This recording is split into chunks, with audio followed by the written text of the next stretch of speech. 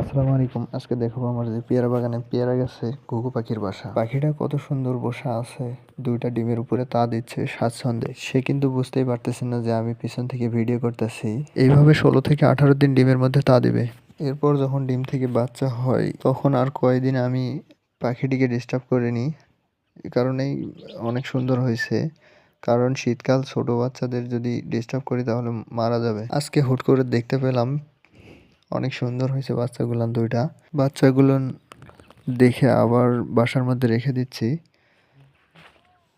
একটা একটা করে বাসার মধ্যে রেখে দিলাম, যাতে মা পাখিটি এসে বুঝতে না পারে যে বাচ্চাগুলোকে নিচে নামানো হয়েছিল। যদি বুঝতে পারে নিচে নামানো হয়েছিল তাহলে বাচ্চাগুলোকে মেরে ফেলবে মা পাখিটি, তাদের নিজের বাচ্চাদেরকে নিজেরাই মেরে ফেলবে। তো বন্ধুরা, আজকে এই পর্যন্তই। ভিডিওটি যদি ভালো লাগে তাহলে লাইক, কমেন্ট এবং শেয়ার করে দিবেন। আর এরকম ভিডিও পেতে বেশি বেশি কমেন্ট করবেন। ধন্যবাদ।